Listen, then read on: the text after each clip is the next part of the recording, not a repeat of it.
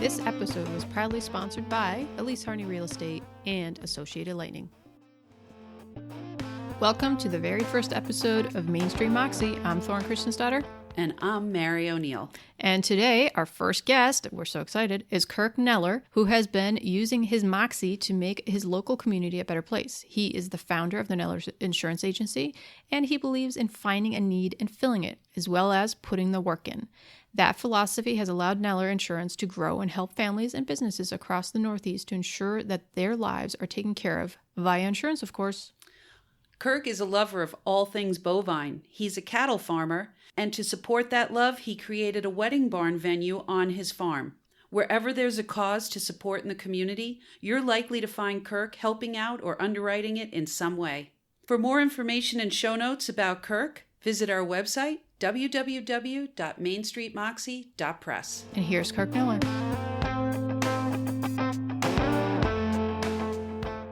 Elise Harney Real Estate is the #1 real estate agency for the tri-state region, providing a comprehensive overview of the entire regional market spanning Litchfield, Dutchess, Columbia, and Berkshire counties. They proudly serve over 40 unique communities with over 33 years of experience. Whether you're searching for the perfect new home, land to build, a rental property, or a luxury estate, they are the community connection in the tri-state region of Northwest Connecticut, the Hudson Valley of New York, and the Berkshires of Western Massachusetts. And you know what? They've proudly served us too, because our awesome office space right here on Main Street is thanks to Elise Harney Morris. I gave her a call one day needing to expand our office, and by the next day, wait a minute, I think I have something, and then the rest is history. My exposure to Elise Harney Real Estate is through their constant sponsorship of community events and nonprofits in the area. Having raised my kids here, they were always willing to lend a hand or support some kind of event at the school or in the community. They always go above and beyond. Truly above and beyond. So when it comes to your next real estate adventure, let the Elise Harney Real Estate team help guide you. Visit www.harneyrealestate.com or call 860-435-2200.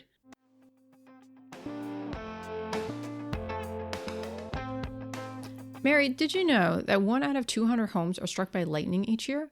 Or that a single bolt of lightning can carry over 30 million volts of electricity, and any building in the northeast of the United States can expect between 10 and 20 strikes per year? It is shocking, I know. That sure makes me think about my home a little differently. I live on a lake, and we get a lot of lightning out there. I can imagine. I live in the middle of the field, and I know how it is for us. But lucky for us, Rob Cooper and his entire team at Associated Lightning Rod is here to help protect your home and mine. They install lightning protection on both residential and commercial structures and have over 60 years of experience and over 3 generations of experience. And if that doesn't scream confidence in your work, I don't know what does. Associated Lightning services most of the northeast of the United States: New York, Massachusetts, Connecticut, Vermont, New Hampshire, Pennsylvania, and Maine. They offer free estimates and inspections because lightning protection is not a DIY project. This one should be left to the experts. I agree. So to learn more about lightning protection for your home or property, you can visit www.alrci.com, or you can call them today for that free estimate at 518-789-4603.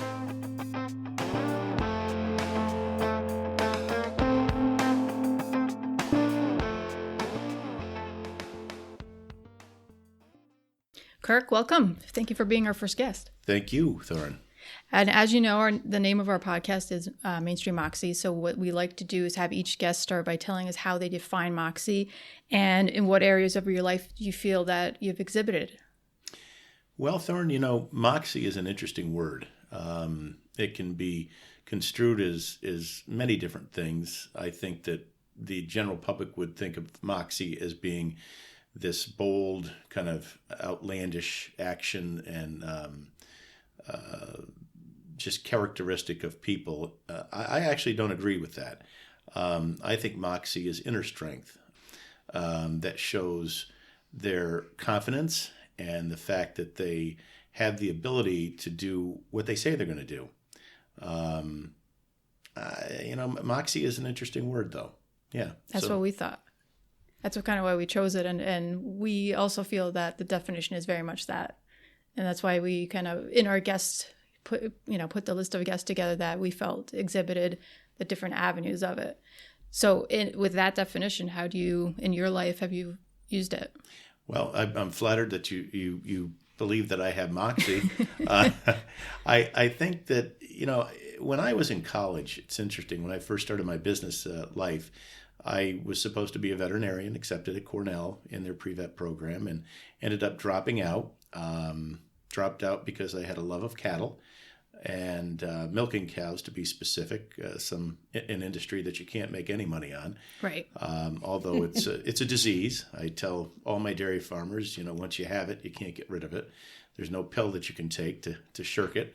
But when I ended up actually going to a 2-year technical school, SUNY Cobleskill, simply because that, according to my counselor at Cornell at the time, we're going back to 1979. I'll age myself a bit here. That's fine. Back then, Cobleskill was the only 2-year institution that Cornell accepted 100% accreditation. Okay. And so she said, go to Cobleskill, get your 2 core years in, and then if you decide you get rid of the cow fever, then you can come back in and matriculate into the vet program. Okay. Well, my first semester, I found the love of my life. A Swedish English lady that is, she's held me together for 40 years, so I have to say she's a very strong woman. Now, she may be, actually, you should be interviewing her for Moxie, for staying married to me for that long. And we have that on tape. Yes, we do. It's a great marriage, and she's unbelievably strong. But my first, so we got married, so we actually dated, and we had to make a decision because Sue, my wife Sue, I should mention her name.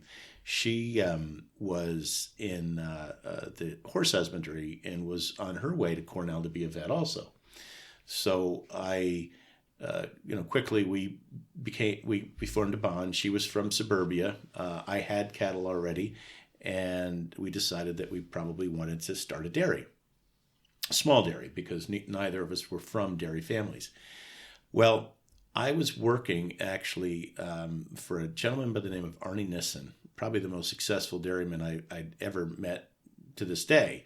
He's since passed. He was a Danish farmer, having a fairly large farm just outside of Cobleskill. And, he was on the board of the Farm Credit Service, First Pioneer Farm Credit, and there was a farm that was a local farm for sale. It was another board member. He was retiring. A fellow by the name of Malcolm Doolittle. And he arranged for me to have a visit with Malcolm. Now, I was, at the time, 19 years old.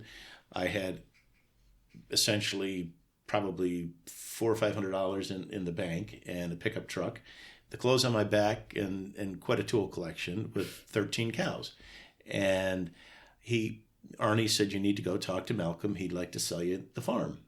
And so I went over, and I always was quiet, respectful, and wanting to listen to what my peers had to say. And so Malcolm took me around the farm, and I didn't say an awful lot. And finally, he turned around, and he looked at me, and he said, if I'm going to sell you this farm, and I'm going to hold a note for you for $250,000, you actually need to brag a little bit about yourself. He says, you need to prove to me that I should do this. And I guess at that point, I realized that he was absolutely right. And that, I think, was the beginning of my Moxie, to be able to know that you really need to be able to very comfortably let people know that you're a real go-getter, and you're someone that wants to be fair and wants to do business the right way. So I have a question for you about that dual skill of being a good listener, which I guess was an inherent skill, and then also cultivating the skill of being able to speak about yourself. And I noticed in an interview that you did with Main Street Magazine, 8 years ago? 2013, yeah. It was a while ago. You termed yourself a salesperson. I've always been a salesperson.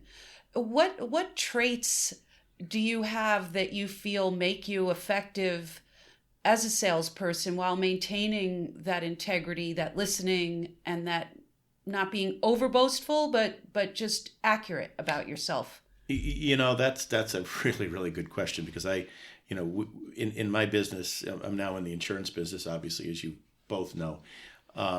And life is about selling yourself and, Right. and selling what you do good at. And I think that there's been a misnomer about sales, in that it's the hard knocking down, aggressive, win it at all costs kind of of an attitude, and I don't agree with it. You can go to all these workshops on how to become a great salesperson. You can read all the books you want, and honestly, I believe that in my experience, and I believe this about myself, that people are born. There's a gene. There's a genetic marker that gives people the ability to have that kind of personality, Right. to be able to talk about things and about themselves, and very, how shall I say, subtly lead into a sales pitch. So I guess the point is that I think that you have to be able to have the confidence of the person that you're talking to. For instance, if I'm talking to Thorne, I'm not going to come right out and say, "Hey, Thorne, do you want to buy $100,000 life policy?" And because you just should have it. Right. And Thorne says, "Well, I don't know if I can afford it." And I'm going to say, "Well, yeah, you can afford it. You got to be able to afford it for your family." Well, that I put myself in Thorne's shoes, and I'm saying, "Geez, if somebody's going to talk to me like that, Right. I'm going to immediately back off." Right. And I'm going to shut down and probably not want to buy that. Whereas if I want to go and say, "Hey, Thorne, geez, so where are you from? You're from Iceland. That's very interesting. Your kids, where do you live?" And I think that, that creates confidence in the salesperson, in that, there's a relationship being built, and you feel comfortable with what the salesperson is trying to sell you, and they're going to be honest with you. I don't know if that answered your question. Yeah, it does. But it also points to something that I'm interested in your thought about it being inborn. And I think there's a certain verbal fluidity or ability to package a story in a way. But I also think that the characteristics that I find appealing in someone that I'm doing business with is the empathy, the interest in my story. Absolutely. And I'm trusting that person to match what they're selling to what I need and what's going to help me be successful. Exactly. And protected. Well, I remember when I first got in the life insurance business, and that was 38 years ago. And of course, back then it was, the hard sell, and you went to all these sales, these rah-rah sessions, and, just sell whether they need it or not. And I never bought into that. And I know that, my area manager, I won't name any names, but he... Let's not do that. No. He was one of these guys that you just sell the highest priced product for the highest price commission to make everybody the most money, and to heck with the client that you're selling to. And I wasn't brought up that way, and just intuitively I knew that was wrong, because I intended to be in the business for a long time. 38 years I think is pretty good, and if it's up to my wife, it'll probably be another 30 years. But Go Sue. we won't go down that street. But I never forget, I sold a lot of term insurance, because term insurance for, you typically, at the time, I guess I was 23 or 4 when I got in the business. And, you sell to people within 5 years, typically, of your age. That's the core business. Now, that's not to say that you're not going to sell to people quite a bit younger, quite a bit older. But the bulk of any salesperson's business is going to be 5 years on either side of their age, maybe a little bit more. And obviously, mid-20s don't have an awful lot of money to buy big whole life policies, Right. which are the most expensive. So I just sold a lot of term insurance, and figuring that at some point when they got more financially established, then I could go back and they could buy permanent insurance. And I would go head to head with my sales manager on a monthly basis, and I just refused to buy into the what they had to say, and I think I'm the better salesperson because of it. Now, doesn't that also tie into that kind of pushy sales type of thing? Exactly. That does not work in our community. Does no. And you are very much a part of this community, have been for such a long time. Both you and your company, your kids, your family are intertwined in the bigger Columbia County community and even beyond. And so that perhaps your involvement today is a result of that attitude all those years ago? I think it's an honest approach to selling what's needed and, and what's within your budget. Right. Because you have to be able also, from a sales standpoint, to look to the other side of the street, and this comes into our discussion about being, having some type of a genetic correlation. You have to assess the person that you're speaking to. Right. And one of the sales seminars, one of the very few things that I took away, a very, very interesting. It was just an interesting concept, I guess is the best way to put it. There was a firm, and I think it's still out there, maybe not under the same name, but it was called back in the day Wilson's S4 psychological profile. And essentially what it was a box with four, a square with four boxes. And the thought, according to Wilson's study, was that there's four types of personalities out there. There's a driver personality, there's a expressive personality, there's an analytical personality, and there's a social personality. And within each one of those major personality types, it can be broken down. You can have an expressive analytical or a social driver or something of this nature. And it's that simple concept probably did more for me in making an initial assessment of who I was dealing with, based upon just a quick and dirty, the driver, all that he or she wants to do is you tell me what I need to know, you tell me what the price is, I'm going to say yes or no, and I got to move on. Right. The expressive type of person, I'm probably the most expressive type of, because you can't shut me up. But there's so many people that you try to sell them something and it takes you an hour and a half and it's like you still haven't sold them anything. They're going to buy, but it's like, my gosh, I want to get on with it. And then you have the social person who they don't really want to make a decision. Right. They just want to be nice, and they'll tell you they want to buy it, and then you go back 2 and 3 times, but they're never going to buy anything until you really lean on them. Mm-hmm. And of course, then your analyticals. My father-in-law was an engineer at General Electric for many, many years, and he was just your typical analytical. Just give him the numbers, give him a spreadsheet, and walk away. And that's an interesting part of that dynamics. But you've got to be able to understand that. And know your audience. Exactly. Know your audience. And also kind of compares to like the Myers-Briggs personality test, Very where similar. You're assessing your strengths. And I think that's an important part of Moxie, is playing to your strengths. Absolutely. While also cultivating those parts of you that need a little boost, mm-hmm. and trying to make more baby steps in those areas. So that Thorin is a horse person. Absolutely. You are a cow person. Absolutely. I am not an animal person. So I was hoping you would bring up that thought that you had about the Dr. Dolittle effect of animals. And well, Mary and I were having a conversation yesterday in preparation for this, and she was saying that farmers, essentially people who work out in farms, have a connection to nature. Mm-hmm. And to build on that, I said to her that folks who are also animal people have a different connection, because you have to control an animal, essentially, whether it be 1,000-pound horse mm-hmm. or a cow, and they have a mind of their own. So it's not always, you can't control the situation every time. But we're dealing with animals, and I said to her, I was explaining to her that it's not spoken, it's just a body language thing and an understanding and a mutual respect that you learn with the animals. They're all individuals, just like people. We were having that conversation about it and how that relates to people. Not everyone is an animal person, and just having that understanding, that connection. Well, and I'll jump right in on that, Thorne. And Mary, you're right.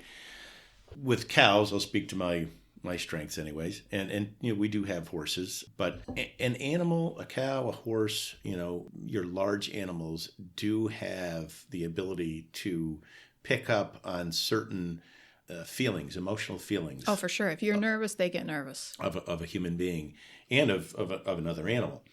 And my favorite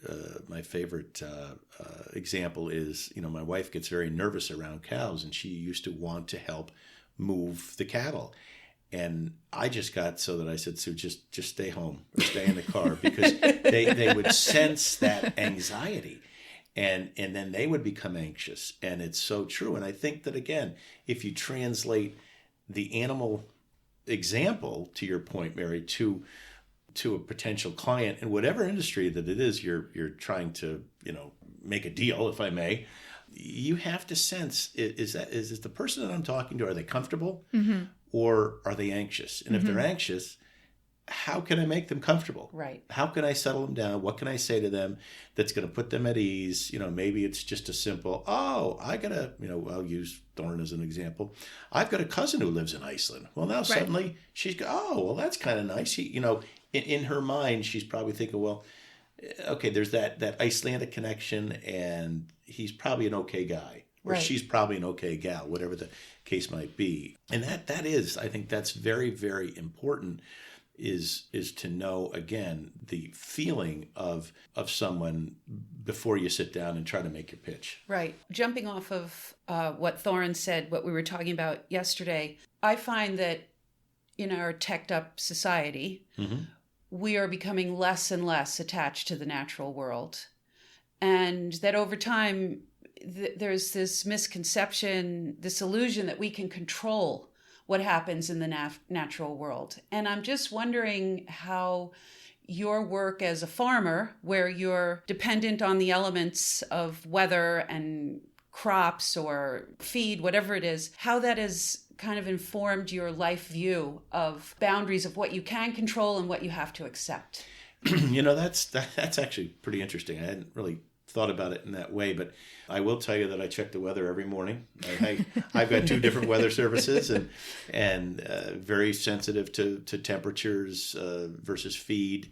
What we're feeding, how much we're going to feed, or how much they're going to eat, because it's getting colder. So you have to make sure that you plan ahead.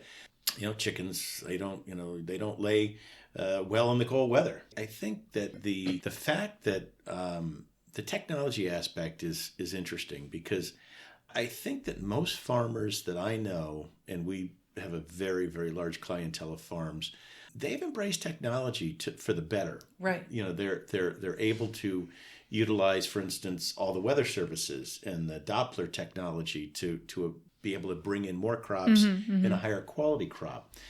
Some of your large grain farmers, these tractors literally drive themselves, and they have GPSs that they map the fields, and they can plant more corn, more actual plants per acre using this GPS technology than ever before. And so, and then you go right on down the line. I'll tell you a great example is genome testing, CRISPR, and this type of a thing, which it's interesting. I'm on the board of the Columbia Memorial Hospital, and which is part of the Albany Medical healthcare system. They got talking at a board meeting about CRISPR and about sequencing and such, and asked, did anybody have any knowledge of that? And a couple of the doctors raised their hand, and I raised my hand. Well, they kind of looked at me like, well, he's BSing us right now. It's not the drawer in your refrigerator. Exactly. Ooh, who's he? And so the chair of the board is a very good friend and just an extremely intelligent man, Doc Rick Back. And a meeting later, he came up to me before our board meeting, and he said, I honestly thought you were BSing us. And I said, Rick, I kind of could see that in your eyes, but I wasn't going to give in, and I figured you'd figure it out. He says, yeah. He says, you've been doing this forever in the animal business. Yeah. I said, Rick, we are so far ahead of with genetic testing. I mean, you can pull. I'll speak to cattle. You can pull the hair out of the switch of a cow's tail, and there's a little, they call it the tail head, that it's this little, almost the size of a pinhead, and you can test for just about every gene type of that animal. And it's just as simple as you pop it out, you put it in a in a plastic container, and you send it out, and they can tell you every genetic trait that a beef person or a dairy person or for horses also. We have a whole thing for Icelandic horses with DNA and database, and it's incredible. Well, the Icelandic horses are very, very interesting because of the fact that you've got such a closed herd. Yes. And and so to bring that around, when you think about, well, gee, how long have you been? The Icelandics have been doing that for probably 25 years. Well, I mean, not to get too far off course, but right. With both the Icelandic horses, we have a database called World Finger that they have. We trace lineages of horses back 70, 80 years now, and they're pretty comprehensive. And I can access the database. We're often looking up the horses and who, for breeding purposes. And the same for you. You want the best DNA. And for us, it's about the traits and how they move and competition and riding. And we have a very thorough way that we judge them, but the database just helps. And they came up with a scoring system called Blup that is based on like a stallion. It's his scoring for both a breed evaluation as well as all sports competitions he's been in, and then they add into that all his offspring, and they factor into the Blup. And then there's a drop off at a certain age, but every time, right now I have about 10 horses that I need to register, and it's the same thing. You pull the hair, there's a bead at the top of it, it gets sent to UC Davis in California, and it gets uploaded through the United States Icelandic Horse Congress that puts it to World Finger. And so even these little small niche communities like the Icelandic Horse World, we have a huge database. And as you were mentioning before, obviously with Icelandic horses, they were isolated in Iceland for over 1,000 years. And right now, if you export a horse from Iceland, it can never return, to keep that, genetic, purity. Mary, to, kind of bring it back to your question, when you think about, I think everybody thinks about, I don't want to call it automation, but technology, current technology, there's really a line to be drawn between your game stations and your cell phones and all that kind of a thing. And then, of course, there's more of a pleasurable technology as opposed to a scientific technology. And how does that affect us? I think it affects us to the good, because it makes us so much more productive. Right. I mean, I'll be honest with you, when the pandemic hit, and I'll go on record of saying that I'm a certified techno peasant. I'm not a huge technology person, but when we had to start doing Zoom or WebEx meetings, I was just, oh my God, this is just going to be the death of me. And I'm an absolute fan of it now. I can actually do it. I know how to shrink screens, and I move around. And I mean, some of my younger employees, you go guy, Yeah. But it's really it saves time. Agreed. It has its uses, definitely, for sure. There's one question that I'm really dying to ask. Oh boy, this is going to be good. As an insurance agent, you see the impact of risk, or even when people are behaving perfectly sensibly and safely, that things happen. How do you balance that intimate knowledge with the downsides of risk, with your appetite to take on new projects that carry risk? Well, pretty deep question. I know. I'm sorry. It's still early in the day. Yeah, I need a second cup of coffee on that one. Stuff happens, and yet you still are an entrepreneur, growing a business, diversifying your business into a wedding venue.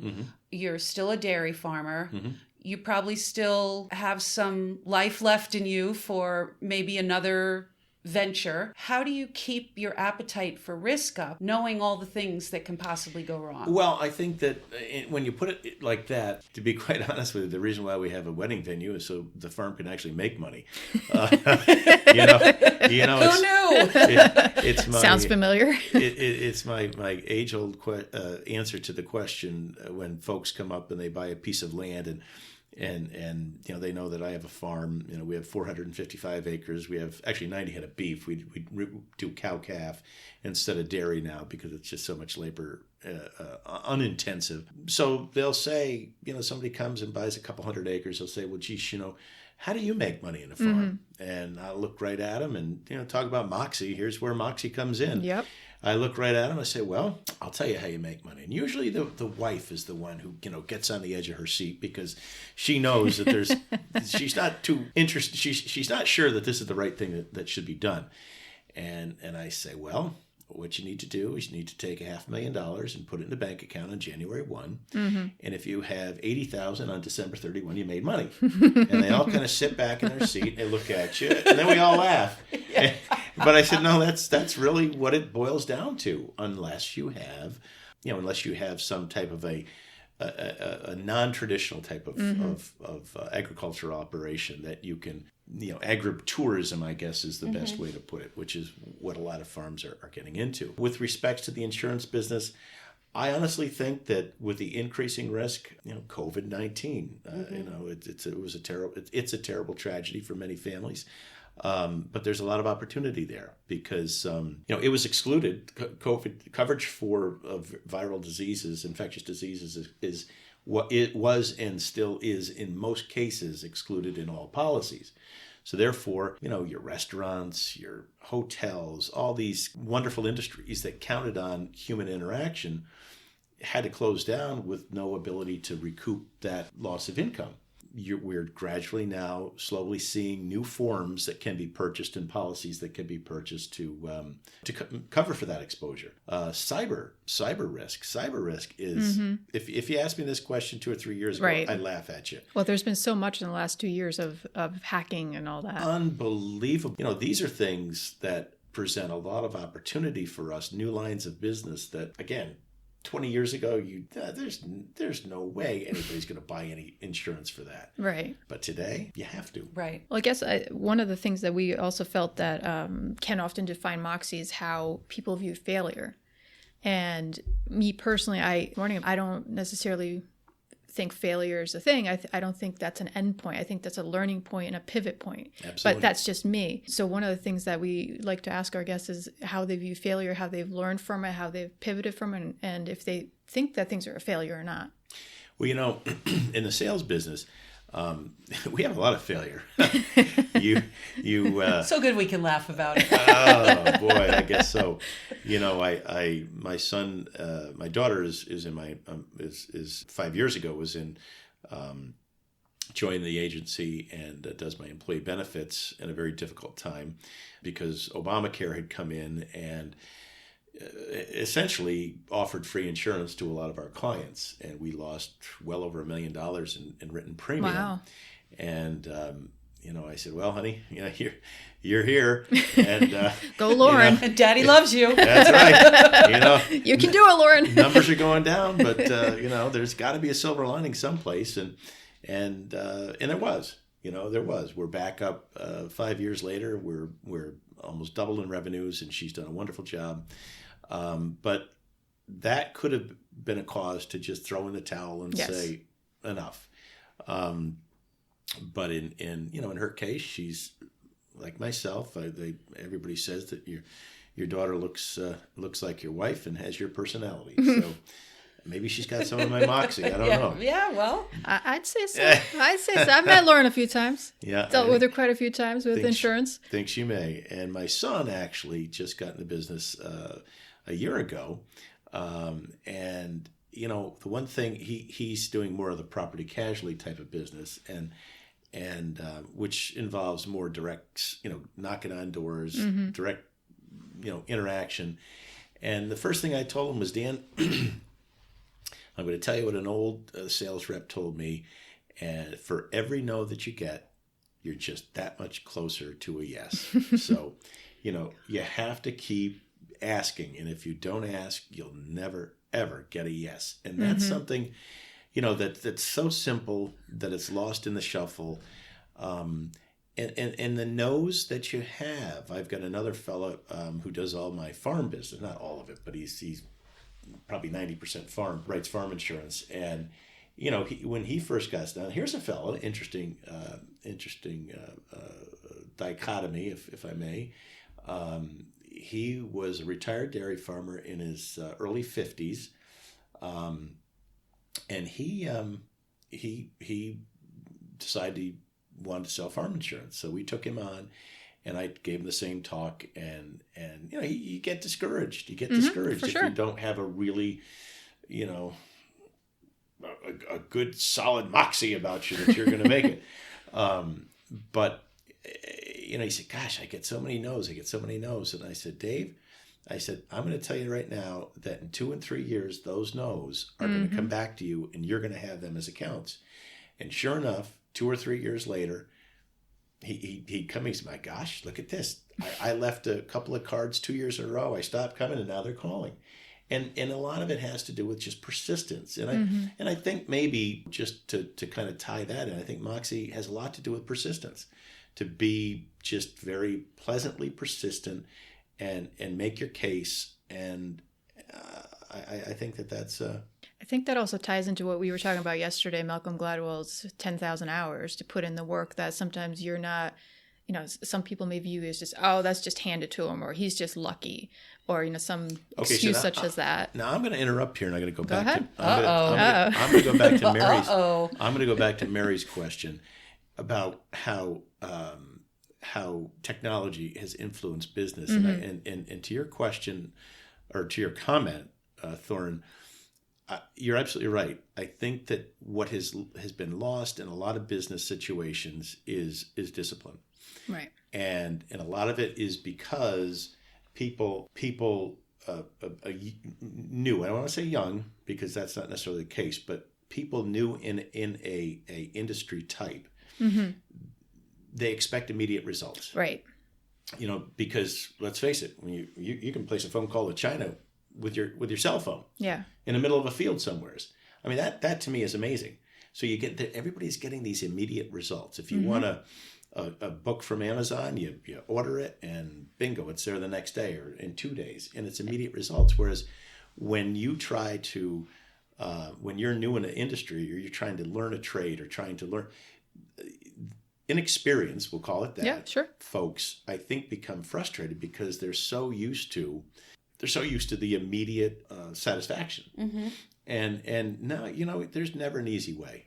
You know, I've often said that if you want to make money, you either marry it, into it, or you inherit it. And if you don't do either, then you're going to have to work hard for it. Darn. Yeah, well, I didn't do either. So. Well, as I was telling Mary yesterday when we were prepping for this interview, you said to me, I think about 2 years ago, we were talking about real estate and properties, investment properties. And you said, you know, if it were easy, everyone would do it. But it's about the work you put in. That's where it pays off. And I think that's the Malcolm Gladwell, 10,000 hours comment, in that you have to put the work in. You know, people don't see that. It's when you pull back the veil, that's actually how you created what you have. Well, a nursery grower, client of mine, good friend of mine, he, with the whole hemp, 4 years ago, when hemp was going to take over the world. And I called Rob up. I said, so you're going to, put some hemp in? And he said, well, why would I want to do that? And I go, I don't know. It's, everybody's saying that, you're going to make a pile of money with hemp. Right. And he looked at me, and here's a guy that's been growing plants of all sizes, types, and shapes for probably 40 years. And he said, Kirk, I'm going to tell you something. Hemp is a weed. It grows wild. He said, do you not think that everybody can grow hemp? I said, well, that's a good point. I said, so... He goes, in 2 or 3 years, there's going to be such a huge surplus that people are going to go out of business. Interesting. And what happened in 2 or 3 years? Everybody went out of business. He says, now, if you want to grow marijuana, he said, now that's, not everybody can grow marijuana because it's so technical. And assuming at the time, of course, it wasn't legal in New York. Now at least the growing is. But I think that, that's very emblematic of what, to your point, you're right. You have to pick something and you have to make it your life passion. Whether it's selling umbrellas or making ice cream, you got to just be the best in your class. But it also sounds like you have diversified your risk. I'm speaking insurance lingo now. I hope you can follow along.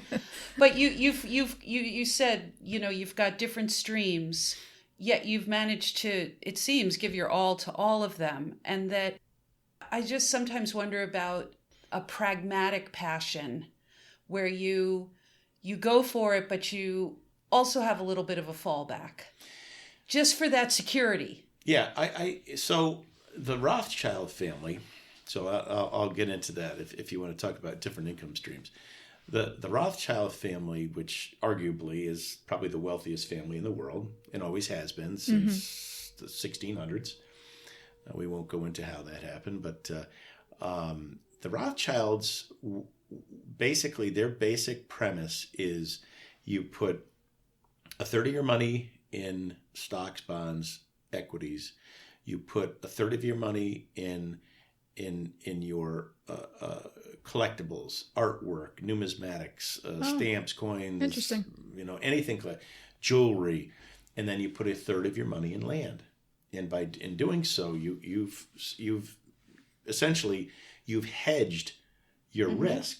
And so in my family's particular situation, the my insurance business is our stocks. That's our stocks. It's a corporation. We own stock in it, and it's an income producing business. And do you insure the Rothschilds? No, I don't.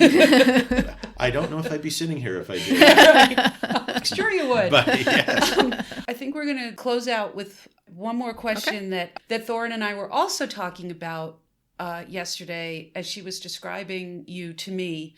And Thorin, maybe you can talk about his dedication to community and how he's woven that into his life and work and the reputation that he has around this area as deeply dedicated. Well, when I was prepping Mary, I was just telling her who you are, my interactions with you, what I know of you. Obviously, we interviewed you some years ago, and I was telling her that you sit on a number of boards, including Columbia Memorial Hospital. When the Copake Run 5K or whatever happened, you were always a sponsor. And since I've known you, which is close to 20 years now. Over that, I think. Yeah. But in professional capacity, I've known you about 20 years now. That you've always been a part of the community where basically everyone knows you, and there's nothing but good things that folks say about you. They trust your opinion on things and the involvement, and I think the kindness and just the pragmatism, but also the fact that you're approachable. You're a farmer. That these things play such a big factor. But one of the things you've said to me many times, and just passing, I think more than just in direct conversation, is that you have to always be part of that community. And I think that's a fabric of who you are and your family. And it's definitely, at least for your insurance business, very important. That's why people seek you out and want to work with you and your company. Yeah, I've always been of the opinion that I've always had a very strong faith. And, I think that when you're treated well by clients in a community, when the community embraces your business and patronizes your business and helps to make your business grow, I think that everyone has a responsibility, an absolute responsibility, not just a talking responsibility, to give back in whatever way, shape, or form they can, whether it be through your time. If your business is just starting and you don't have a lot of capital, but as you become, as capital becomes a little bit more free, I think that it's your duty to put capital back into the community, because that's what supports the wonderful local economy. And, Thorin, you've written in your magazine many, many times about shopping local, about doing business with local people. Sure have, yep. It's the age-old question. When Saperstein's was still here in Millerton, if you go in to buy a box of underwear, for instance, it might be $8.99, but you could go to Walmart and get it for $6.99. Well, I should go to Walmart. Well, why would you want to do that? For an extra $2. First of all, your time and your gas is going to eat that up. But secondly, you're promoting a place, Saperstein's, if I may. You're promoting a place that employs people, that puts tax money back into the community, that gets sales tax, which ultimately ends up back in the community. And if you look at how many times a dollar that's spent in a certain community gets recirculated, whether through the doctor's office, through the local restaurant, through the veterinary clinic, through the local gas station, I read years ago, and it may not hold true today, but it's about 12 times that dollar will be reinvested in one way or another in a community. So if you're not prepared to promote and to give back to your community, I don't think you're going to be a very good business person. I don't think you're going to have very good Moxie, to be honest with you. Well, I feel that brings us pretty much full circle to your kind of alternative definition of Moxie, because we were talking about that yesterday, that there's this side of Moxie that's bold and brash and individualistic, and yet your version of Moxie is very much grounded in place and relationships. Exactly. And using the talents that you've been given and the ones that you've cultivated, and kind of being a rock star, a Moxie role model for those around you. That this is a model of how to be successful and be integrated into the fabric of a community, which is, for us, a characteristic of Moxie is how are you doing something for yourself that also benefits others? Well, which could be direct and indirect. Yes, absolutely. Absolutely. Yeah, I think that it's it's a situation where giving is a learned behavior when you get to the point where you have to donate to various places. And I think there's a lot of people that could give that don't understand why they should give. And I think that's part of that, the whole definition of Moxie is, my definition of Moxie, I should say, is that shows that you are, you're here and you want to help. And if you need something, come to me and I'll take care of it. I think that's a wonderful way to end up. I do too. Well, you did that just so naturally. Well, I don't know. Maybe I'm just ready for that cup of coffee. I'm not sure. Well, Kirk, thank you so much for being our first and our guinea pig. Well, thank you, Mary. Thank you, Thorin. It's a pleasure to be with you, and hopefully your listeners will take something away that makes sense to them. I think they will. Thank you so much. Mary, welcome to the wrap-up for Kirk Kneller. What'd you think of that? I was pretty interested in his whole story. I know. He is such a fun guy just to talk to, and whenever you meet Kirk, it's at least a half hour, no matter what it is. At least. So he has great stories, and I was so excited to have him as our first interviewee on the Moxie podcast. I think he was a great way to start, because I know he made us feel very comfortable sitting in the role of podcasters. So what did you take away from him? I mean, unlike you, I've known Kirk for so long, so I feel like, having to hear his stories and just, more of his personal character, he's got his own, flavor of Moxie, if we can call it that. But I think, for Kirk, besides his, obvious commitment to not just his businesses, his employees, family, and community, it's just, to him, it needs to be one thing. It's not, you can't differentiate them. And, with all that, with that said, it's the larger picture for Kirk always. And he's just a good human. And I think his Moxie is just being a good human and contributing and making a difference and doing the right thing. I just to play on that, I really appreciated that he is just a roll up your sleeves kind of guy. Yeah, and do the work. Get stuck in, and that he has made his life contributing where things are needed. I mean, insurance is not the sexiest. No, it's not super sexy. But he has made a living and a place in the community for himself that is fulfilling a need. For sure. For farms, for individuals, for businesses, and I really admired that. The other thing I really took away from him, having just met him, was his openness to the world, to ideas. He's not a guy that's got a lock on things. He always feels like he's got something he needs to learn. Oh, for sure. And I guess I'll go back to, we were, not to diss insurance, that is not sexy, but, some people love it. I think, he might just kind of be a insurance rock star, though. Don't you think? He could. He could be the poster child for insurance. And beyond. And beyond. And I think that's, to wrap it up for us and just kind of bring it back, that's who he is, and that's part of his allure, and the reason why so many people trust him and go to him is because of that kind of confidence and just commitment to being a good human and to the community that differentiates him from everyone else.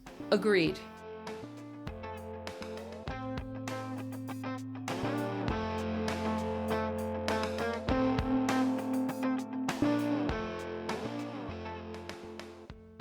This episode was proudly sponsored by Elise Harney Real Estate and Associated Lightning.